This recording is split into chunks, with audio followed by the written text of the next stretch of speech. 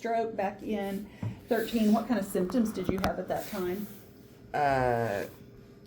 It started out with just a little bit of pain over here on the right side of my neck and my upper back. Mm-hmm. And then the whole left side of my body went numb, including half of my hoo-hoo. And you're showing your right side, but it was your left side that... I had a left-sided stroke affecting And it was my your right. Okay, so right weakness, or what were the right-sided symptoms? Numbness. Okay. Blood pressure was normal. I passed the fast scale. I did everything. Okay. Next morning I woke up and it felt like my right arm was sitting in a fire of a pit of fire. So, how long did it take you to recover from those symptoms? Actually, I done pretty good. I walked with a limp, and I still have very sensitive to heat. I can't walk for very long. My right leg goes numb, and so I mean, it affected my speech. I don't know, wasn't even a week, I don't think. Okay. I think I didn't even notice when we were doing your exam much of a scar from that melanoma excision, that by surgery. Do you have a defect there? Because a lot of times that'll leave a pretty significant... Oh, it's there. Well, yeah, okay. It's been long enough. It looks like almost like a shoulder surgery scar, doesn't it? Yeah. Yeah, that's a pretty big deal. All right. And I was kind of worried because... I was looking more at the armpit instead of looking at that outside part. So that's healed up nicely too. And then the final question I had was when we were talking about genetics, and you talked about your daughters, but do you have siblings, brothers, sisters? Yeah. How many brothers and sisters do you have? Well, I had one brother, but he's dead. Okay. Not from cancer? No. Okay. And then I have four sisters. Okay. So I think the genetics could be real powerful information to share with the family. When you said the sisters that have had one with ovarian and one with the GYN type of disease, are they both still living? Yes. Okay.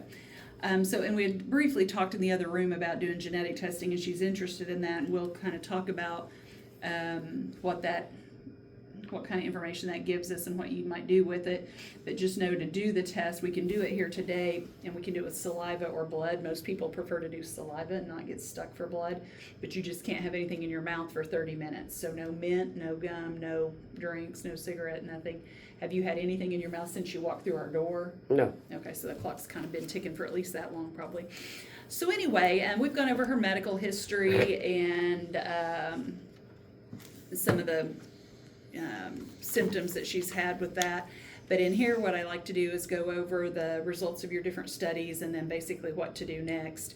So after you found that mass, you went in for your mammogram there down in Lawton, and they said that there's kind of two masses just right next to each other, and that was really all they saw, other than there were a couple of lymph nodes under the arm that looked dense on that side.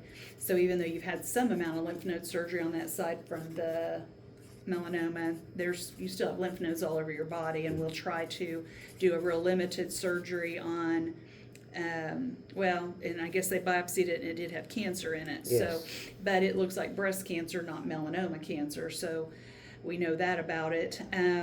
You then had an ultrasound, and on the ultrasound, it too showed two masses just right next to each other.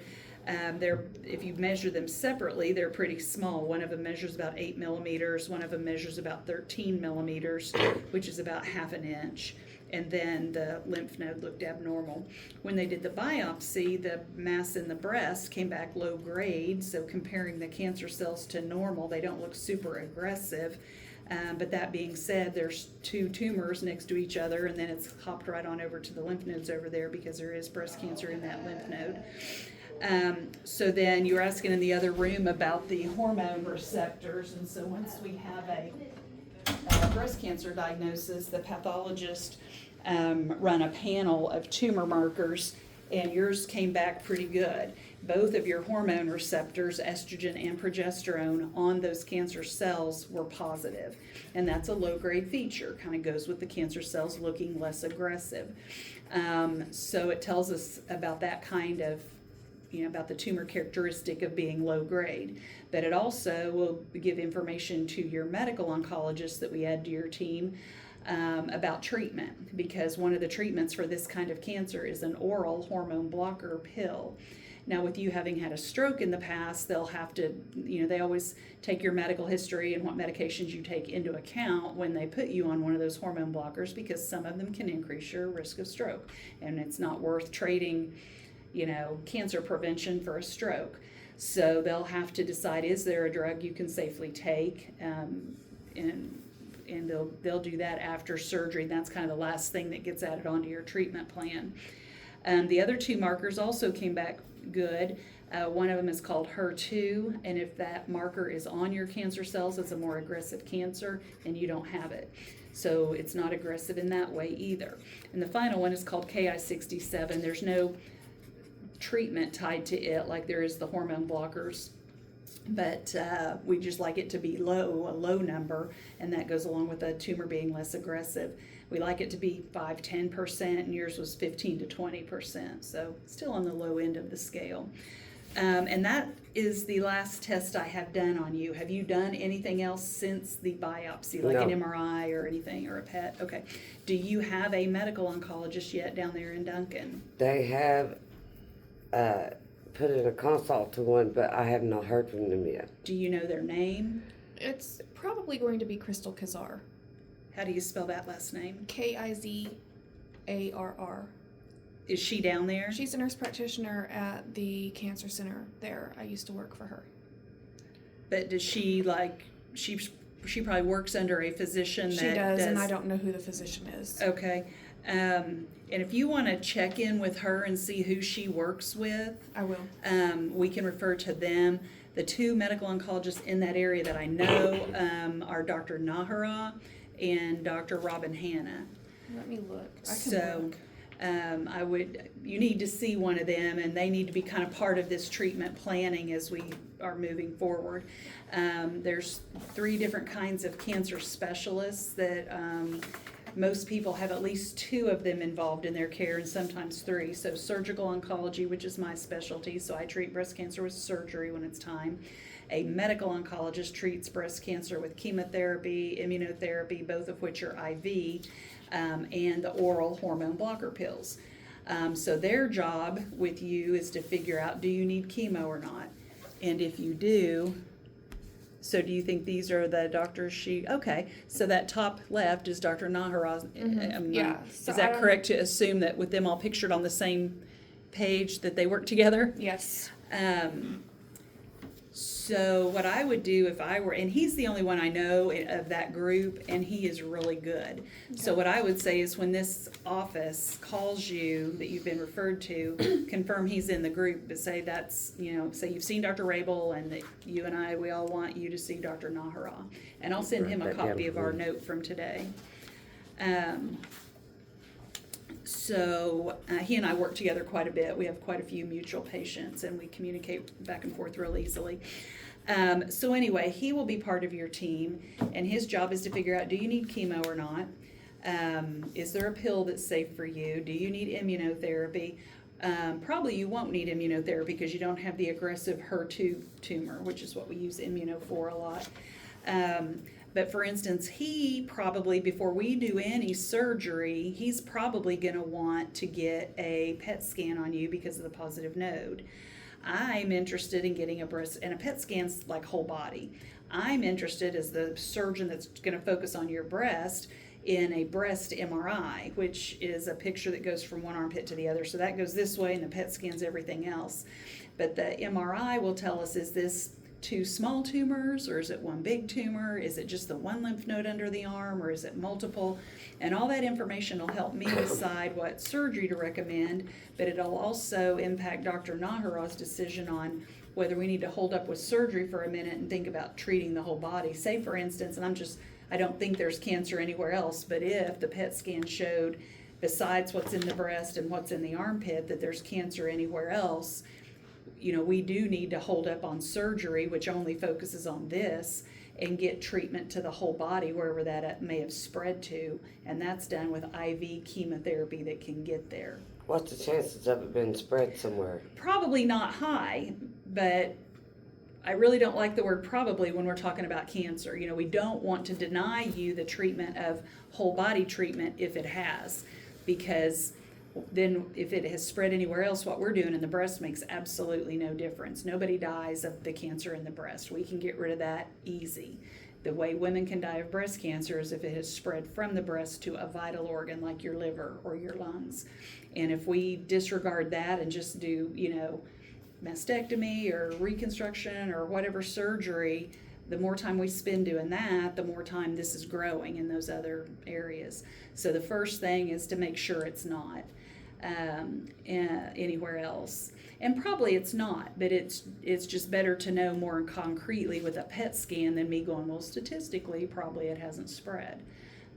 So he can get that study ordered real quickly and get it authorized. But then we would get a breast MRI, and these things can be done in Duncan at their cancer center there if that's more convenient for you than driving up here. And then once we have all that information and your genetics, you know, we can all together then, you and your family and me and Dr. Nahara can figure out what's the appropriate treatment plan, because pretty much everybody needs surgery. You know, we don't think it has spread anywhere else. So at some point, yes, you will need some amount of breast surgery, and we can kind of talk over today what your options will likely be with that.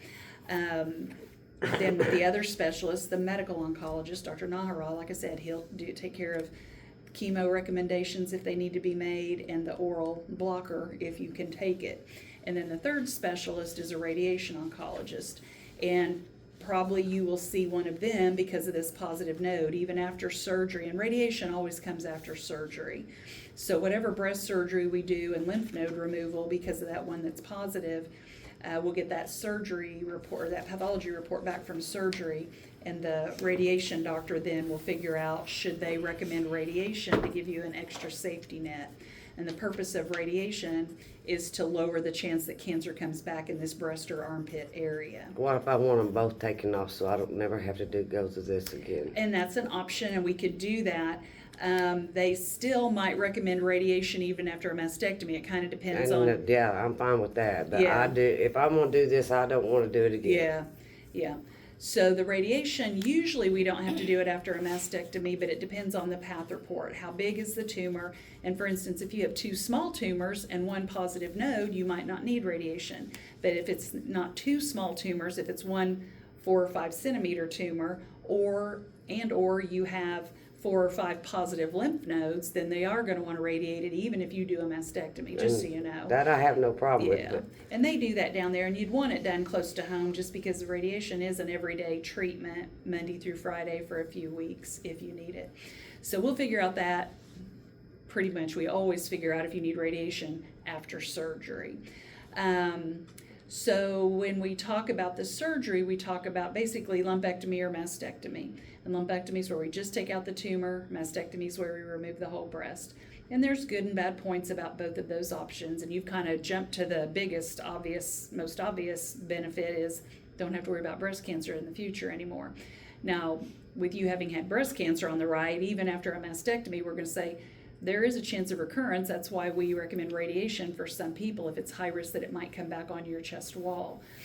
But the risk would be like less than a 5% chance after a mastectomy. So, yeah, that's one of the benefits of mastectomy is just a lower recurrence rate. But let's kind of walk through the pros and cons of lumpectomy versus mastectomy, just so you know. We're not going to ask you to make any decisions today, and you may be firm on the double mastectomy, clear to the end, and that's what we do, and that's fine. But you just need to make a good informed decision. The genetics also might back up your decision to do a double. Say if you did have a gene mutation, then it's kind of a no-brainer for a lot of people. They really want to do the double if they have a gene mutation that caused this, because that just tells you that mutation is in all your cells, and you are at a high risk for getting a new breast cancer, and it could be in either breast.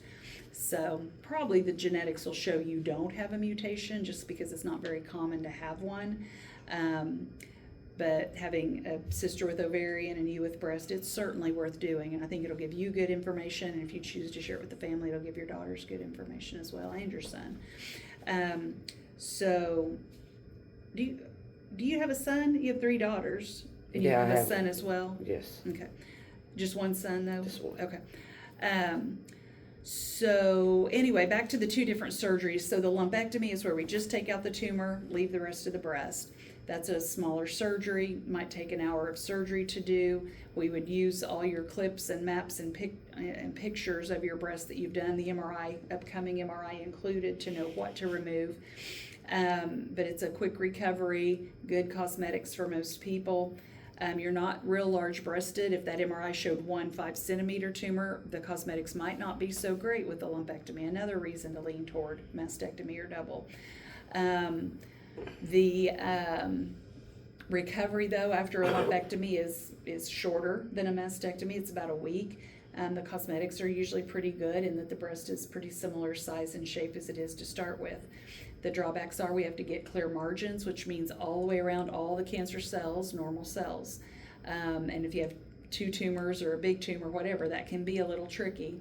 And we never know in surgery that we've accomplished that. We have to wait on the path report to come back and review that when we get it a week later.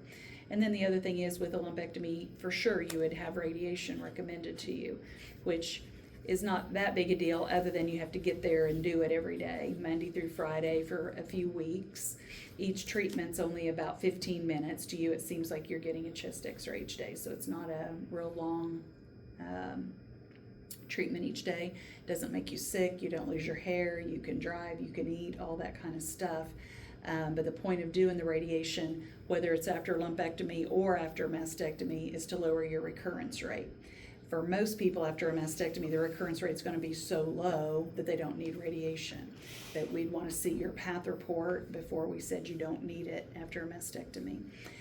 So that's kind of the good and bad about lumpectomy. The mastectomy is the good and bad are just the opposite. The bad things are it's a bigger surgery. It takes longer to do, probably an hour and a half for one breast and 2.5 hours for 2 breasts. An overnight hospital stay, a couple of weeks of recovery at home with drains. Cosmetics are a bigger deal. The options for the cosmetics are you can just stay flat chested, you can wear a prosthesis. Are you a smoker currently?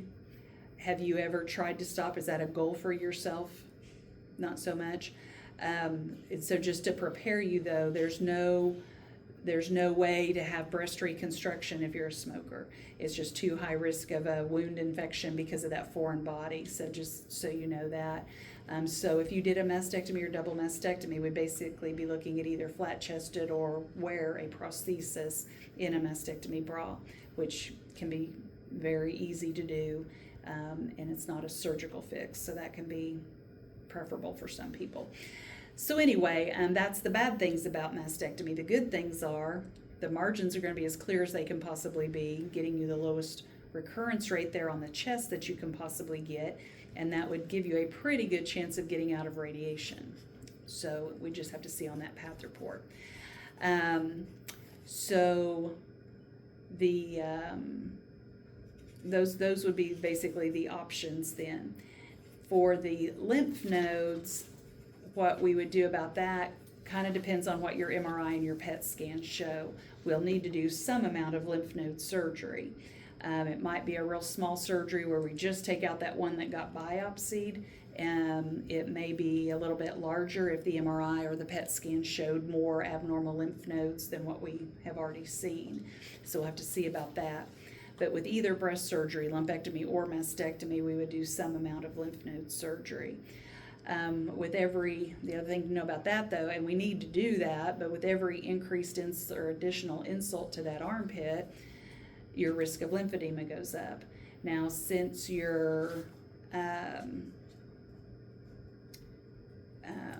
armpit, your previous lymph node surgery, have you ever had experiences or episodes of fingers that feel like they're a little bit swollen or tight or different symptoms than your stroke symptoms? Okay. So you've had one surgery, you need some amount of additional right lymph node surgery. Possibly you'll need radiation through that area. Just all these things kind of build up additional risk of developing lymphedema. So we would just want to teach you what to watch for and intervene if that ever happened. So there's that. So I'm going to hold up there and we'll talk about genetics in a minute, but do you have any questions about the different breast surgeries or the lymph node part of the surgery, or anybody does? No, what did you say might interfere with previous stroke? The chemo? The hormone pill. Yeah, the hormone blocker pill. Some of them, there's about a half a dozen different ones, and some of them put you at increased risk for blood clotting and stroke.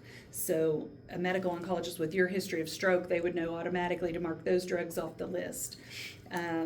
So when you see Dr. Nahara after surgery, the pill's the very last thing that goes on though. So he will have a discussion You're with talking you. about the 5-year pill? Mhm. Yeah. Like tamoxifen. Right. So we'll see if there's going to be a reasonable and a safe option for you in that regard. But that's kind of the bonus, prevention safety net. It's not going to be necessarily treatment for you. So on the genetics then, what that is testing your DNA to see if you have one of the known mutations that causes breast cancer. And if you do, we say, well, that's why you got this breast cancer, and you are at high risk for getting breast cancer again in the future. And the panel has about 45 different mutations on it. About half of them cause breast cancer. The other half might cause colon cancer or melanoma. She's had melanoma. So I'm just giving Lori an aha moment here that, so that's 3 strikes. You've got sister with ovarian, you with melanoma. Oh, and I had the female, not cancer, but it's grade 4 display. Like on a pap smear? Yes. Okay. I had And she hasn't had a hysterectomy. Well, and it may be that, for those reasons, if the genetics is negative, you don't really have to have your ovaries or anything out for a genetic reason, but you've got a whole separate GYN reason to have it, evaluated at least. I'm not going to make any GYN recommendations because I'm not sure I haven't seen that path report. But anyway, that's something to keep in mind for sure. But melanoma can be genetically linked to ovarian, breast, colon, pancreas, all these different cancers. So the panel that all the different companies use test about 45 different mutations, and you will be tested for all of them. And if you have one of them, would talk to you about what mutation you have, what kind of cancers does it put you at risk for, how much risk, and what can you do about it. And I tell everybody, it's just not very common to have one of these mutations. Of all the people that get breast cancer, only about 10 to 15% do we find have a mutation. But you having had melanoma and now breast and a sister with ovarian, I think absolutely you should and test. daddy with blood. I don't know what kind, but blood cancer. Yeah. Huh? So if it's hormonal, no chemo, just the estrogen blocker. No, that's not necessarily true. Everything's on the table at this point. Pretty much everybody that's hormone receptor positive is considered for the pill. Not everybody needs chemotherapy. If you need chemotherapy and there's a pill that you could take, you would get both. They don't kind of mark each other out or anything like that. So back on the genetics then, we'd see what mutation you have and talk to you about it. And the thing with these mutations is if there's a mutation in the family, say if you have a mutation, then all your first degree relatives have a 50-50 chance of having it too. You would have gotten it from one of your parents, and men and women are equally impacted in this family tree. So you would have gotten it from one of your parents. All your siblings, so each of you siblings, you and your sisters and brother, all have a 50-50 chance of having it. So you might have it, and that's why you got melanoma and breast. None of the other siblings might have a gene mutation, which means their kids are now off the hook. But some of them may have it, and now their kids need to be tested. If you have it, your kids ought to test, and even, like I said, men and women equally. Not in-law kids, obviously, but blood-related. That can be very helpful information for them to have, because if they happen to have the same mutation you have, now they have choices to make on risk management. They can say, I'm not ready to do preventive mastectomy surgery. In that case, we can up their surveillance. We'll do mammograms or an MRI for them every 6 months. They, especially not having had a stroke, could take the hormone blocker pill that we'd talk to you about. And that can be good risk management for people that don't want to have a surgery yet. Or, say if your sister had a heart attack last month and it's not safe for her to do surgery right now, she could be, put on a blocker, at least get their mammograms and an MRI done to check. So anyway, we'd start with you, because if she's negative, then the children just need to worry about their dad's DNA contribution. But from your kind of the riskiest family history they have probably given. Their grandpa, Not my grandpa. not hers. Lymphoma. Non-Hodgkin's, he had lymphoma, some Yeah. kind of not, I don't know. Well, lymphoma and the blood cancers aren't necessarily so strongly genetically related like the others, but good to know. So I think that our to-do list then for today, if you wanted, the other thing to know about genetics is we do the paperwork, the counseling, the sample collection. We will overnight FedEx it to Myriad Genetics. They'll have it tomorrow. They'll get it authorized with your insurance. As soon as it's authorized, they run the test, and it can take a couple weeks to get that back. If insurance were to deny it, they don't just run it and bill you. They'll let you know, and they'll let me know, and we'll appeal it. So you won't get stuck with a big expensive bill for that. They have a company policy that nobody's ever out of pocket more than $250 for the test, and they say that 90% of the patients pay zero. So they'll get it authorized and taken care of. It does take a couple weeks to get back. Those results may just be for your information and the family. You may decide this is a surgery I'm going to do regardless of the genetics. I just want to know the results. And even if I'm negative, I want to do a double mastectomy. Some people use the genetics to make a decision. If a lumpectomy is reasonable for the cancer and they don't have a gene mutation, a lot of people say, well, then, therefore I want to do a lumpectomy. But if I do have a mutation, I want to do a mastectomy. But it doesn't dictate what you do. You can still decide what surgery you want. This is just information. The other thing about it is protected health information. So there are state and federal laws that your health insurance and your job can't get a hold of your genetic results and say now you're too high risk to insure if you were positive. So it's totally up to you who you share it with. The results will come to you and they'll come to me as the ordering physician. We put it in your medical record and it is part of your confidential medical record. And then, if you have a gene mutation, you want us to counsel the family or whatever, we can certainly do that and do their testing if you want to do that. So I think the to-do list then is to get your genetics sent off today, get in to see Dr. Nahara ASAP so that he can order a PET scan if he feels that's appropriate. He may feel like that's not necessary, that it's excessive. He'll probably want to do it though. The test I would like to do is the MRI. So we can put the order in for the MRI to be done at Duncan ASAP. They've got a referral put in maybe by your primary to see this group that he's in, but you might just call their office and say, we've seen her and kind of prioritize that. But then once you've done the MRI and seen him and done the PET, we get the genetics back. All this will happen within the next week or two, and we'll have those results. And then what we can do is maybe do a virtual follow-up visit. That's usually what people from out of town kind of like to do once we've done your exam and get this to-do list started.